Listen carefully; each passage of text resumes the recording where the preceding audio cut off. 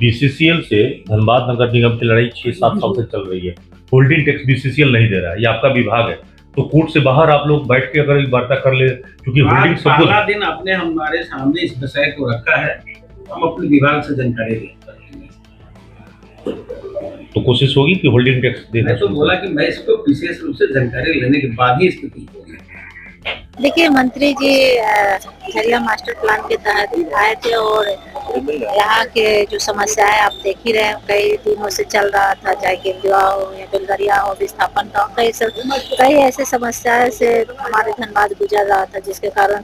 हम लोग लगातार संपर्क किए और सूचना भी दिए। हमारे सीएमडी साहब और हमारे सभी माननीय लोग दिए थे, इसको सूचना लेकर वहाँ दौरा पे आए थे और सभी चीज़ों से अवगत भी हुए और कल देर रात तक उनका मीटिंग भी हुआ। सभी विषयों को लेकर गंभीरता हुए और कई चीज़ों का कल बेलगरिया में उद्घाटन भी किए। एक स्मार्ट सिटी बनाकर केंद्र सरकार द्वारा जिस तरह से एक बहुत अच्छा प्लान किया गया है,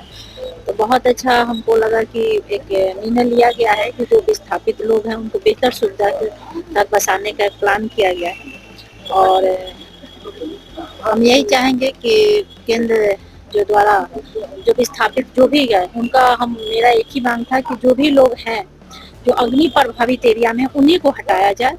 जो सुरक्षित जगह उनको छोड़ दिया जाए, क्योंकि सभी लोग रोजगार से जुड़ा है और जो लोग जा रहे हैं उनको रोजगार से जरूर जोड़ा जाए, क्योंकि सबसे बड़ा चीज है यहाँ कि लोग बिल्डिंग घर तो मिल जा रहा है लेकिन रोजगार सबसे बड़ी समस्या है। इसको हम सबसे ज्यादा गंभीरता से आप लोग ये क्यों नहीं डिमांड कर रहे हैं कि जो लोग अपना घर बना के कहीं और रहना चाहता है, सरकार उनको मुआवजा के तौर पे कुछ राशि ही दे दे, क्योंकि सबको बेलगरिया का घर तो पसंद आएगा नहीं। हाँ बिल्कुल, इस बात को भी हम लोग रखे हैं, तो केंद्र द्वारा ये बात माननीय मंत्री जी बात बोले कि हम इस बात को जरूर रखेंगे। हम बोले कि अगर कोई नहीं जाना चाह रहा है तो उनको सूखा सूखी जैसे जेडा की तरह जैसे पैसा भी मिल रहा है रोजगार के लिए, अब तो 2-2 फ्लैट मिल रहा है, प्लस सारी सुविधाएं के साथ कैश पैसा भी रोजगार के लिए दिया जा रहा है। लेकिन हम बोले कि उसी पैसा को कुछ बढ़ाकर क्यों नहीं उनके मन मुताबिक दे दिया जा रहा है कि लोग अपने अनुसार जहाँ चाहे वहाँ बच सकते हैं। तो बोले कि ठीक है, इस प्रस्ताव को हम लोग देखेंगे, रखेंगे वहाँ, लेकिन अब इस